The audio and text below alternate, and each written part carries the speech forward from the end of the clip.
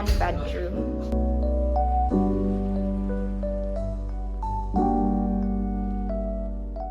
So let's try to look at the closet. Meron din silang safe, no? And then what is this? Lalagyan pa din siya. Lalagyan. Meron safe. Meron din. Ayan. Merong robe. Naka-ready na din yung flashlight. Tsaka yung plancha. And then laundry bag. And then slippers. I like the closet sa one bedroom kasi malaki talaga siya. Marami kang malalagay. This is perfect for families, no?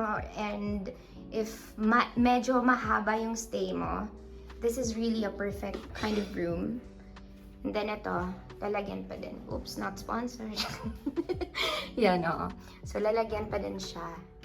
So yeah, that's the configuration para sa one bedroom na room. One bedroom suite. So this is the living room. They have the TV and then the couch. This is the table. Sakto kasi apat kami. And this is their kitchen. Pwede kang magluto because they have this induction stove. And then meron ding microwave, toaster. And then what I really like is yung fridge. Malaki yung capacity ng fridge. So you can cook and, you know, store stuff. Like this is perfect if you are bringing a family with you, or if you plan to stay longer for like maybe a week. No, this is a great kind of room.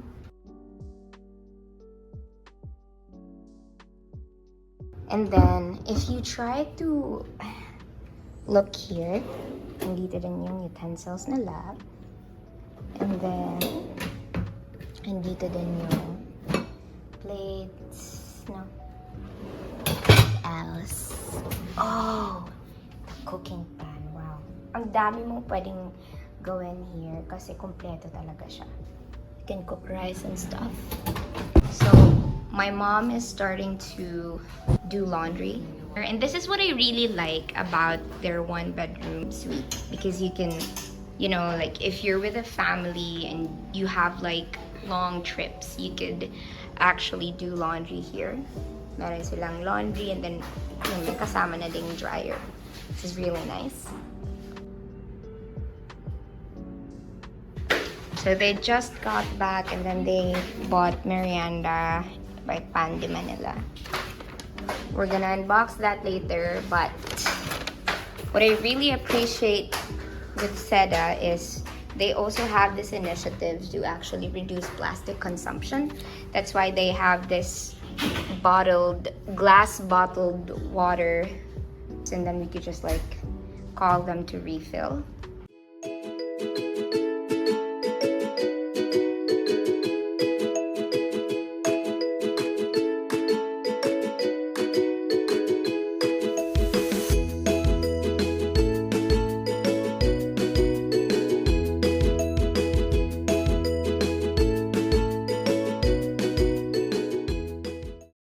From there, super centrally located talaga siya, guys, because you can see Accenture right there.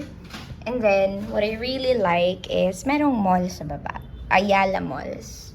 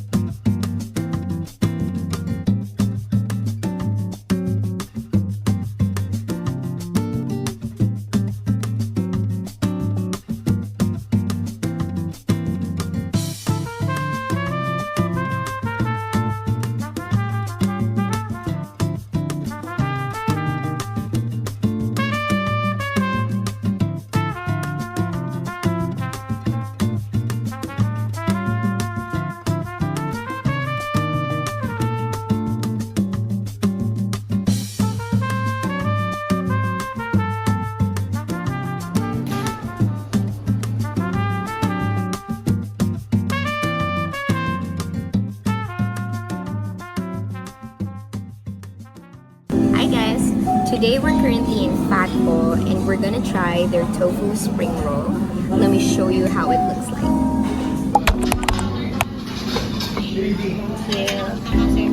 Thank you. We're also gonna try their special food. It's beef and some tender meat and stuff. We're gonna try it today for lunch.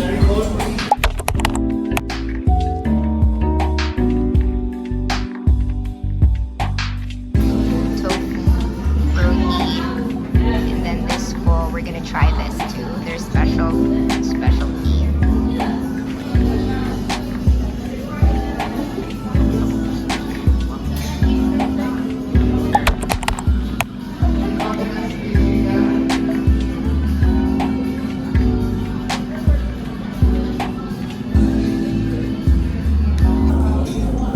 Let's try the spring roll. It's really nice. Good. Yum. This is my brother. So, this actually comes with 2 dips.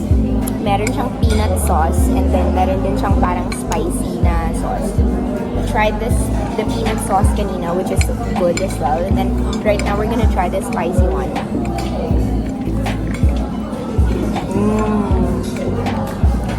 Yum. Next we're gonna try the Pho special.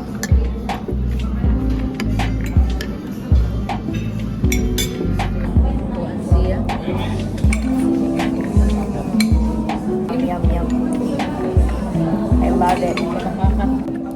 Phat Pho is just across Seda Central Bloc. It's just like 30 meters away. So, very convenient din yung location ng restaurant na to. Anywhere in Seda Central Bloc, maraming pwedeng kainan. Malapit din sa IT Park. But my parents decided to eat in Phat Pho because they wanted to try like a Vietnamese cuisine. So we're here to have lunch. You can get a discounted rate of Seda Central Bloc, Cebu when you use my discount code Korean Cloak. Yung Korean Cloak, you can use it 5 times sa hotel bookings or activities nyo and gives you like 5% off every time you use the code. You can use it 5 times.